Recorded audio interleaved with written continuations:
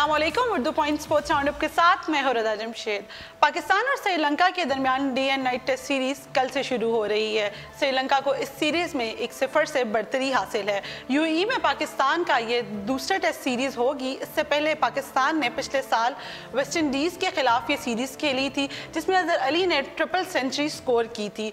कल के मैच के हवाले से अगर हम बात करें तो कल के मैच में एक चेंज एक्सपेक्टेड है, लेकिन अभी तक ये चीज़ कोई कंफर्म नहीं हुई कि चेंज होगा भी कि नहीं। और वो चेंज ये है कि हसन अली की जगह टीम में फास्ट बॉलर या किसी स्पिनर को खिलाया जाएगा। अभी मैनेजमेंट ने इस चीज़ का फैसला करना है। मैनेजमेंट इस चीज़ का फैसला पिच कंडीशन देख के करेगी कि ये चेंज हम टीम में आएगा भी या नहीं आएगा।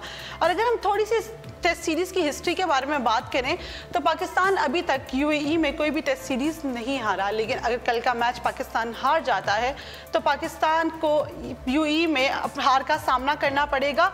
और अगर हम बात करें कि ये मैच के हवाले से जो टीम की मैनेजमेंट है, जो टीम मैनेजमेंट है और टीम के जो प्लेयर्स हैं वो कितने स्ट्रांगली हैं, इस हवाले से हम मज़ीद बात करेंगे। हमारे साथ कॉल पे भी कुछ ही देर में अकील अहमद होंगे।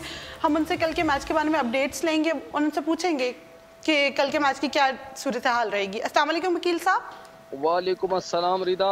अकील साहब, कल जो मैच पाकिस्तान और श्रीलंका के दरमियान खेला जाएगा दुबई में, क्या लगता है पिच कंडीशन कैसी रहेगी कल?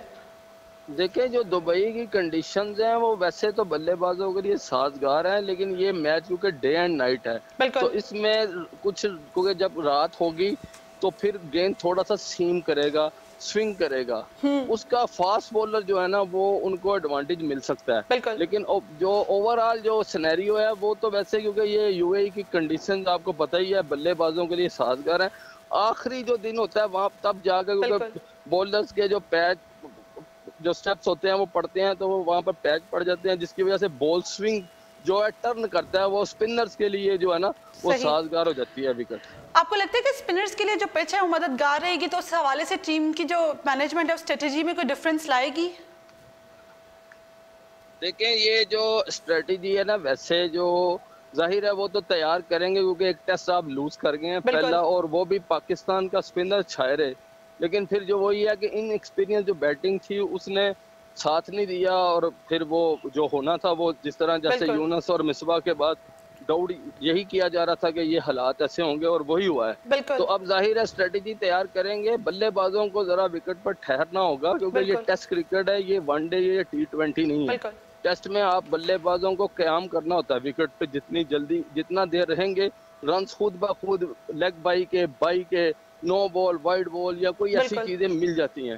तो अभी तक तो यूनुस और मिसबा की जो टीम में कमी थी वो हमें पूरी होती दिखाई नहीं दे रही। लेकिन हम बात करें अगर ओपनर की, तो ओपनर शान मसूद और समी असलम है। क्या लगता है जो अब कल का मैच है इसमें ये ओपनिंग में कुछ बेहतर परफॉर्म कर पाएंगे, क्योंकि अब तक इनकी परफॉर्मेंस अच्छी नहीं रही टीम के लिए?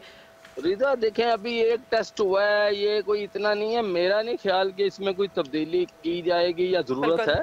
इन्हीं पर रिलाय करना पड़ेगा, और जाहिर है इन पर आप ट्रस्ट करेंगे तो फिर ये आगे चलेंगे। एक मैच के बाद किसी एक को निकाल देना, ये तो वैसे भी चीफ सिलेक्टर की भी यही वो कहते हैं कि पॉलिसी नहीं है, कि वो कहते हैं कि ज्यादा से ज्यादा मौका देना। ये मेरा ख्याल है कि इस लेवल पे कोई तब्दीली नहीं होनी नहीं चाहिए, और होगी भी नहीं। मेरा ख्याल है कि ये इसी तरह दोनों ओपनर के साथ जाएंगे। सिर्फ फर्क पड़ा है कि दूसरी इनिंग्स में जब, जहाँ पर चौथी इनिंग्स आई थी पाकिस्तान की, तो उस वक्त जाहिर है पाकिस्तान चेज करने में तो पहले ही आपको पता उसमें काफी हर वक्त यही होता है कि ये बल्लेबाज जो है ना वो धोखा दे जाएंगे, और वही हुआ, उन्होंने धोखा दिया। अब जाहिर है स्ट्रेटजी यही है कि विकेट पर ठहरना है और बॉलर्स को नपी तुली बॉलिंग करनी है। पाकिस्तान की बॉलिंग जो है श्रीलंका बॉलिंग अटैक से बहुत बेहतर है। इन्हें इतना ज्यादा, जब इन्होंने पहली इनिंग्स में उनसे 419 का कुछ स्कोर करा दिया तो उसके बाद तो मैच वैसे ही लगता था कि हाथ से निकल जाएगा। लेकिन पहली इनिंग्स में बल्लेबाजों ने अच्छी बैटिंग की, जिसकी वजह से स्कोर, बल्कि हम 3 रन की लीड ले गए थे। लेकिन उसके बाद ये अपना बल्लेबाज फिर वही चौथी इनिंग्स में, और यूनुस और जो मिसबा की जिस तरह आपने बात की, जाहिर है उनका खला जो है फौरी तौर पर नहीं पूरा होना, उसके लिए बहुत टाइम चाहिए, बहुत टाइम चाहिए। और बल्लेबाज जो टेस्ट क्रिकेट है वही असल में जो प्लेयर्स का, बल्लेबाजों का असल इम्तिहान वही होता है। और इसमें जो है बल्लेबाजों को स्ट्रेटेजी जो उन्हें, जो कोच प्लान दे, उस पर काम करना होगा और विकेट पर ठहरना होगा। फिर ही ये पाकिस्तान के पास एक चांस है कि ये सीरीज जो है टेस्ट जीकर बराबर करे, वरना ये टेस्ट भी पाकिस्तान हार सकता है, क्योंकि श्रीलंकन जो है खासतौर पर उनका वो बिल्कुल वो भी वीक टीम है, लेकिन वो अटैक पर आएंगे, जाहिर है उनका मोराल आई होगा, वो टेस्ट जीते हुए हैं, तो वो कोशिश करेंगे कि इस टेस्ट में भी पाकिस्तान को दबाव में लाएं, क्योंकि पाकिस्तान की बैटिंग लाइन जो है जब दबाव में आती है तो फिर इनके हाथ पांव कांपना शुरू हो जाते हैं और ये फिर थोड़े से स्कोर में 136 रन के हदफ में भी ये सारी विकेटें गवा बैठते हैं। अकील साहब, अगर हम बात करें हमारे प्लेयर्स के हवाले से, तो शान मसूद और समी असलम को ये मैच जीतना इसलिए भी ज़रूरी है क्योंकि अगर वो ये सीरीज़ जीतेंगे तो ही वो जो अगली इंग्लैंड की सीरीज़ है उसमें भी परफॉर्म कर पाएंगे। क्या लगता है कि इस हवाले से वो अपने ऊपर कोई मेहनत और मजीद कर रहे हैं इस मैच को खेलने से कबल?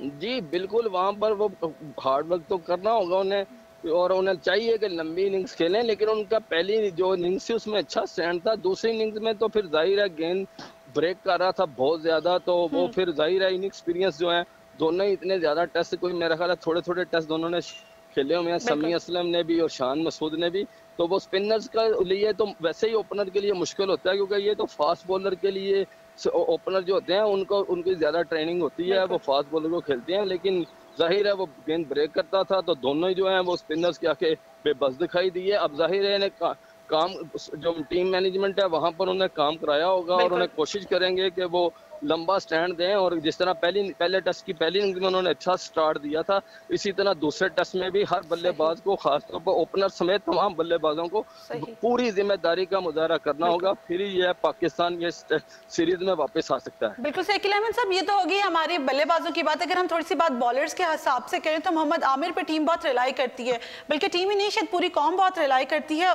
30 टेस्ट मैच वो खेल चुकी है, लेकिन उसके बावजूद उनकी परफॉर्मेंस अच्छी नहीं रही पिछले मैच में। क्या वजह लगती है आपको इस बात की? देखें, जाहिर है टेस्ट क्रिकेट बिल्कुल डिफरेंट है, इसमें लंबे ओवर करने पड़ते हैं, एक दिन में कम से कम फास्ट बॉलर को 14 से 12, 14, 18 भी ओवर करने पड़ते हैं। ये बिल्कुल, ये जो विकेट है ना यूएई की, ये जाहिर है अब जो 5 साल के बाद उनका कमबैक हुआ है, स्पॉट फिक्सिंग में उन पर पाबंदी थी, तो उस वजह से जाहिर है उन्हें जो कंडीशंस हैं उस तरह की तो नहीं मिल रही, जिस तरह एक दफ़ा उन्हें वो T20 में बांग्लादेश में मिल गई थी, उसके बाद जब वो उधर गए, अब एशिया कप में मिली थी, T20 में भी बिल्कुल उन्हें मार पड़ी थी। और इंग्लैंड की कंडीशन जाहिर है फिर भी जितनी मर्जी भी बैटिंग ट्रैक हो, लेकिन वहाँ की कंडीशन में गेंद सीम करता है, वो इस वजह से उन्होंने उसका एडवांटेज उठाया था चैंपियंस ट्रॉफी के फाइनल में इंडिया के खिलाफ। लेकिन टेस्ट में बिल्कुल आपकी इस बात से मैं इत्तेफाक करता हूँ कि मोहम्मद आमिर तवक्कुआत पर पूरा नहीं उतर है, क्योंकि उनमें अभी उस तरह की गेंद में उनकी जान नहीं है। इस विकेट पर कम से कम 145 या 150 तक अगर कोई बॉलर करेगा तो फिर वो बैट्समैनों के लिए मुश्किलात पैदा कर सकता है। अदरवाइज ये 135, 138 या 132 पर अगर आप गेंद कर रहे हैं तो फिर कोई भी जो इंटरनेशनल क्रिकेट है ना उसमें बल्लेबाज इसको बिल्कुल आसानी से खेले। अगर हमें याद हो तो वर्ल्ड 11 के भी जब मैचेस हो रहे थे तब मोहम्मद आमिर को खासा मिस किया गया था और अवाम बहुत पुरजोश थी इस हवाले से कि मोहम्मद आमिर आएंगे और एक्सपेक्ट कर रहे थे कि शायद वो कोई एक मैच बीच में से खेल लेंगे, लेकिन वो नहीं खेल पाए। अब अवाम की उनके ऊपर उसी तरह से एक एक्सपेक्टेशंस है, लेकिन उसको भी नहीं पूरा कर पाए। तो क्या लगता है कि आउट ऑफ प्रैक्टिस होने की वजह से उनके ऊपर ये हालात आए हैं?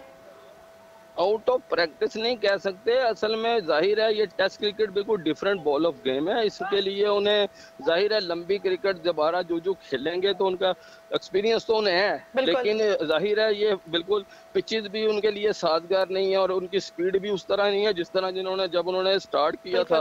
तो अब ये जाहिर है इस वक्त उनकी पोजीशन जो है बिल्कुल एक वो जो महदूद ओवर्स का मैच होता है, जिस तरह वनडे होता है या T20 में, उसमें तो 4 ओवर्स या 10 ओवर्स करने होते हैं तो कंटेन करना होता है। मसला तो ये है कि जब आप कंटेन करते हैं बैट्समैन को तो उसमें वो गलती या रिस्क लेता है, उसमें विकेटें मिल जाती हैं। तो वो इसमें टेस्ट में तो वो बॉल छोड़ते रहते हैं, बाहर फेंकेंगे तो वो लेफ्ट कर देंगे और अगर सीधी अंदर बॉल आएगी तो उसको रोक लेते हैं, तो उसकी स्पीड भी इतनी नहीं होती, तो इसलिए जो है इनके लिए वो उस तरह विकेटें नहीं मिल रही और यही वजह है कि वो तवक्कुआत पर पूरा नहीं उतर रहे। अच्छा गिल साहब, बाबर आजम के हवाले से अगर हम थोड़ी सी बात करें तो बाबर आजम जो है वनडे और T20 में अपना नाम बना चुके हैं, लेकिन टेस्ट सीरीज में वो भी परफॉर्म नहीं कर पा रहे, उनकी परफॉर्मेंस भी उस काबिल नहीं दिखाई दे रही कि जिसको हम कहें कि कोई एक अच्छा प्लेयर परफॉर्म कर रहा है। इसकी क्या वजह है? रीता, असल मैंने पहले भी कहा है बारहा कि ये टेस्ट क्रिकेट असल रियल टेस्ट होता है, इसमें ही आपको अपना ना पोटेंशियल जो है दिखाना होता है विकेट पर ठहरने का बल्लेबाजों को खास तौर पर। और विकेट पर ठहर कर ही अगर आप जब महदूद ओवर का 50 ओवर का 2020 का मैच होता है तो उसमें आपको पता होता है कि इतने ओवर्स हैं, इसमें आपने मार धाड़ करनी है, पहले रोकना है विकेट पर, जब बॉल नजर आना शुरू हो जाए तो फिर आप मारते हैं तो निकल जाते हैं, तो उसमें रन बन जाते हैं। ये टेस्ट में जाहिर है एक प्रेशर भी होता है, दबाव भी होता है, तो उस वजह से जाहिर है वो भी टेस्ट में इस तरह नहीं कामयाबी उनको मिल रही जिस तरह उन्हें T20 और वनडे में मिली है।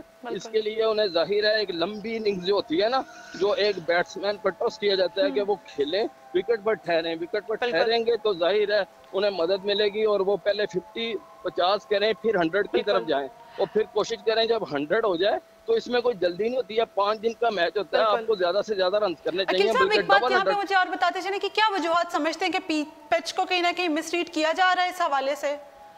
नहीं, पिच को मिसरीड नहीं किया जा रहा। असल में वो जाहिर है पहले टेस्ट में श्रीलंका ने टॉस जीता था, जो टॉस जीतेगा जाहिर है वो कोशिश करेगा कि खुद ही खेले और उन्होंने खेला भी और पहले उन्हें पाकिस्तान ने वो उस तरह नपी तुली बॉलिंग भी नहीं की और वो बड़ा रन बना गए।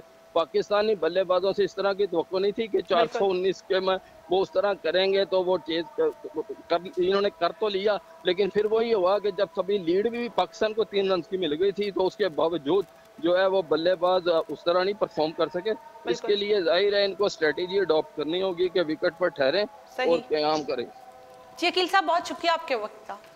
ओके, चलो जी नाज़रीन, तो हमारे साथ अकील अहमद मौजूद थे जिन्होंने हमें अपडेट्स दी कि मैच के हवाले से जो मैच कल होना है पाकिस्तान और श्रीलंका के दरमियान, उसमें क्या क्या चेंजिंग्स एक्सपेक्टेड हैं और क्या क्या हो सकता है। अभी तक मैं आपको ये बताती चलूँ, अभी तक जो पाकिस्तान है टेस्ट सीरीज़ में नंबर 6 पे है और अगर ये कल का मैच हार जाता है पाकिस्तान तो ये नंबर 7 में आ जाएगा। पाकिस्तान और Sri Lanka day and night test में कल आमने सामने होगा और जो सरफराज 11 है उससे कौम की ये उम्मीद है कि वो जीत कर कौम को खुशी का मौका देगी। अब तक के लिए स्पोर्ट्स राउंड अप से इतना ही। मजीद खेलों की खबरों के लिए आप देखते रहे उर्दू पॉइंट।